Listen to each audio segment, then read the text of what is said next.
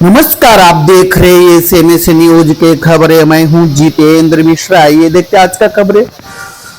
थाने के समाज सेवक संगम डोंगरे ने 5 अगस्त से 8 अगस्त तक अमर उपोषण किए।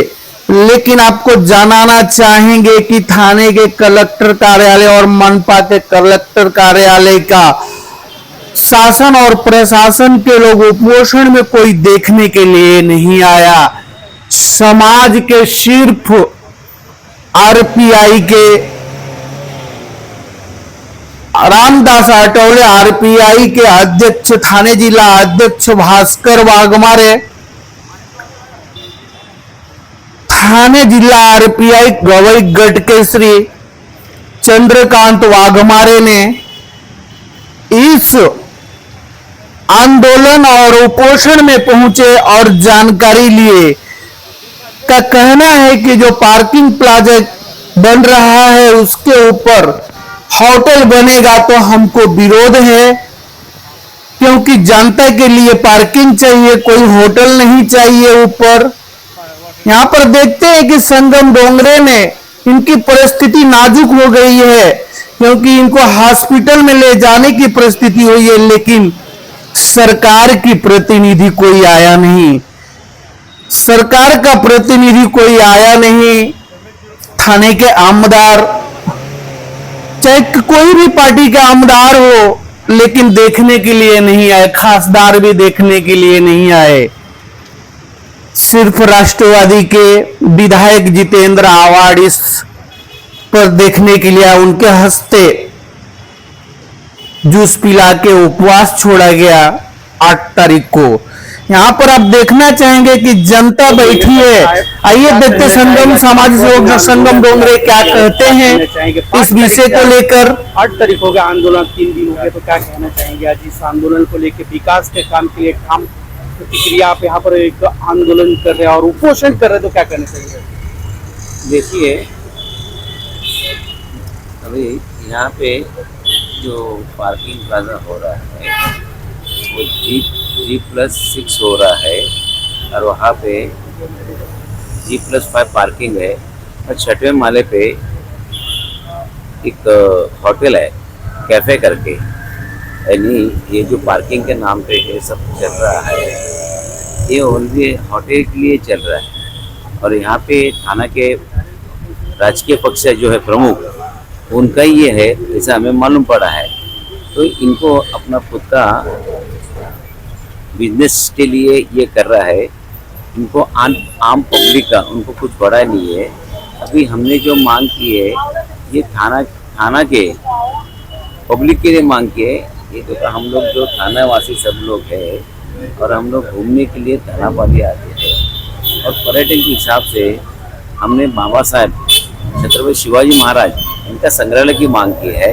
और छोटे बच्चों के लिए हमने एक्वेरियम की मांग करे, फिश एक्वेरियम की मांग की है, मसाले की मांग की है। और यहाँ पे जो छोटे बच्चे, यहाँ पे कुछ लोग हैं और शादी के लिए आते हैं, उनके लिए बहुत से पैसे लेते हैं। तो उन्होंने हमको कंप्लेंट किया था कि हमें भी हॉल दीजिए। अभी हम लोग ये 1.5 साल से यहाँ पे उनको हम लोग प्रयोजन कर रहे हैं कि यहाँ पे पत्र दे के उनको बोले यहाँ पे आप ये चीज़ करिए, लेकिन प्रशासन कुछ ध्यान नहीं दे रहे। अभी भी उनका लेटर आया था प्रशासन का कि ये कुछ हो नहीं सकता है, आप निवेदन दे दें। अभी क्यों नहीं हो सका है? अभी देखो, ये जो सरकार जो है, ये आम आदमी की सरकार है ना, तो ये आम आदमी के लिए मांगता है ना, ताकि अभी इन लोग जो है इनका खुद का व्यापार करने के लिए हिसाब से कर रहा है। ये पब्लिक को दिखा रहा है कि पार्किंग कर रहा है, पार्किंग नहीं कर रहा है। ये खुद के लिए होटल बना है, और होटल उनका उधर नहीं होना चाहिए, उनका पब्लिक का बड़ा नहीं है।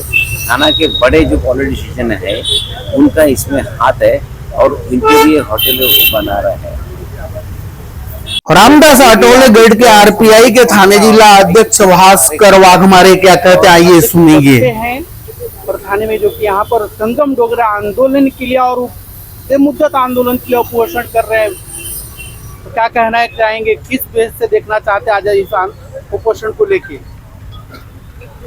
संगम डोंगरे ने जो मांग की है कि अपना ठाणे महानगरपालिका जो ठाणा हल्दी है तो तालाबपाली है, तो तालाबपाली बोलेगा तो सब लोग बच्चों लोगों को घुमाने के लिए, मार्केट के लिए सब लोग आते हैं। तो यहाँ पर जो संगम ने जो मांग की है, पहली बात कि इधर जो बच्चों लोगों को मत्स्यालय अपने थाना में, महापालिका में नहीं, मुंबई में जाना पड़ता है। वही मत्स्यालय यदि थाना म्यूनसिपल कॉर्पोरेशन के से ये जगह पर बना सकते हैं तो बहुत अच्छा काम हो जाएगा।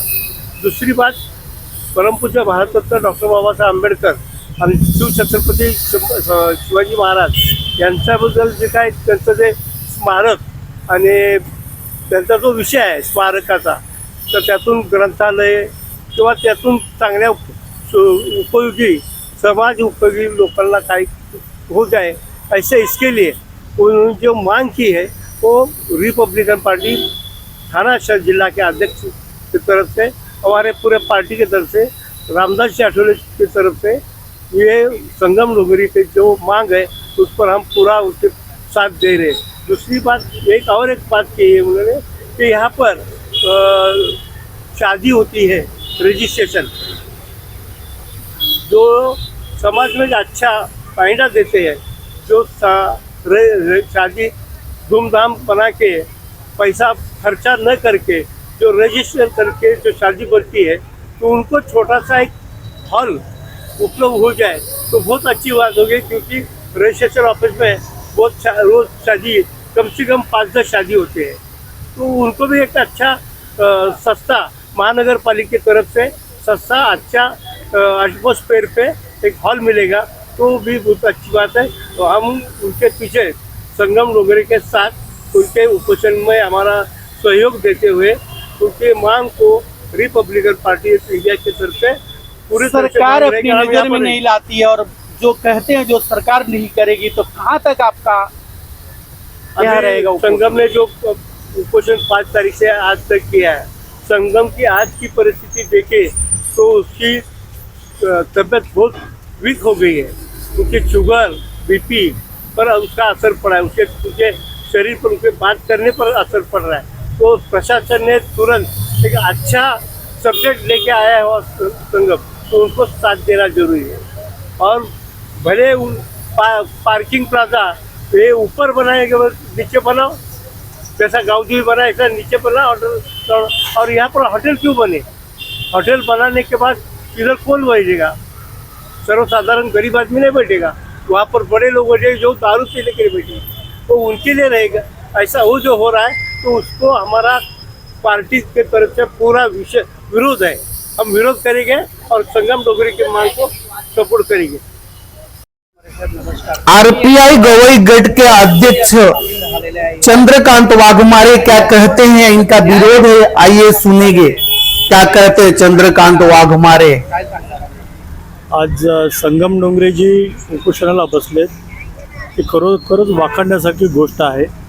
खरं पाहता ठाणे शहरामधून आज BJPचे आमदार आहेत, आज ठाणे शहरामधून त्यांच्या वॉर्डामधून BJPचे नगरसेवक आहेत, पण एवढं असतानासुद्धा आज जवळजवळ 30-40 वर्ष यांची सत्ता असतानासुद्धा कुठच्याही पद्धतीने ठाणे शहरात ना मत्स्यालय आहे, ना नाट्यगृह आहे, बाबासाहेब आंबेडकरांचं एक स्मारक तिथे त्यांना करायचं होतं ते नाही आहे। फक्त आणि फक्त इथे ठाण्याचे मुख्यमंत्री असतानासुद्धा फक्त इथे पूर्णतः भ्रष्टाचार बोकाळलेला आहे। जिकडे तिकडे मंत्री किंवा नगरसेवक अगदी आमदार हे फक्त आणि फक्त भ्रष्टाचारामध्ये गुंतलेले आहेत।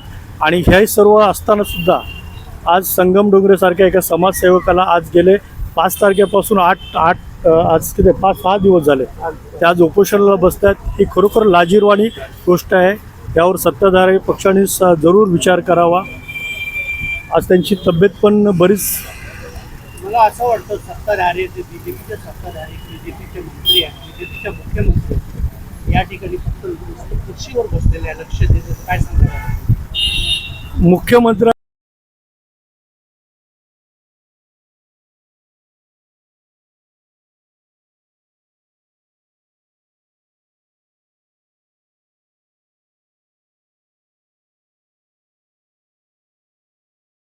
ठाणे गडकरी रंगेतन या महाराष्ट्र के ट्रांसपोर्ट मंत्री प्रताप सरनाईक मराठी विकास और कोकण मराठी सहित प्रसिद्ध द्वारा एक अमराठी भाषा सिखाया हुआ है, लेकिन उसका प्रमाण पत्र वितरण किया जाएगा दिनांक 17/8/2000 रोजी ठाणे गडकरी रंगेतन। आइए देखते हैं प्रताप सरनाईक क्या कहते हैं इस विषय को लेकर।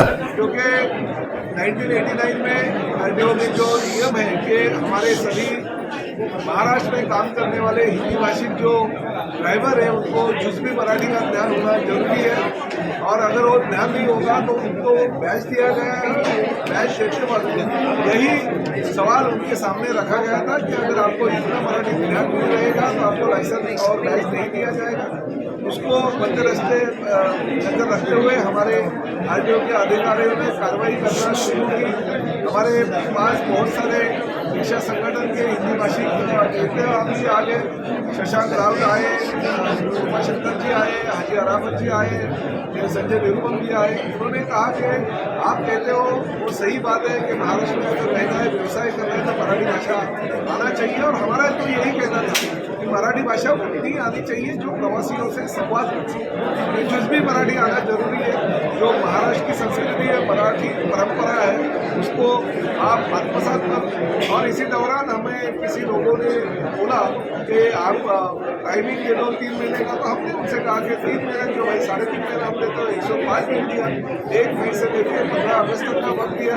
पूरे राज्य में हमारे सभी साहित्य परिषद के 1600 शिक्षक उनको शिक्षा देते थे, और इस माध्यम से 1 लाख से ज़्यादा यानी 1,10,000 का जो आंकड़ा है हमारे पास अभी तक आया है कि वो सभी हिंदी भाषी ड्राइवर उनको हमने मराठी का ज्ञान दिया है। उसको सर्टिफिकेट भी प्रदान किया जाएगा मराठी साहित्य परिषद के माध्यम से।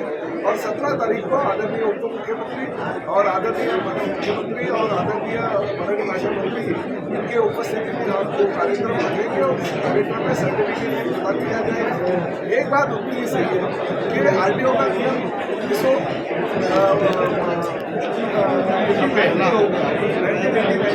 तो इस माध्यम से सबको हिंदी भाषिकों को मराठी का ज्ञान जरूरी है। तो अभी हमने ये बोले नहीं, अगर 17 तारीख के बाद में अगर किसी को मराठी आता नहीं रहेगा, जितना मराठी हम हमारा प्रवासियों के साथ बात करेंगे उतना तो आना चाहिए, तो उनके ऊपर कार्रवाई आरटीओ के नियम में जो लिखी है वो उसके माध्यम से होगी।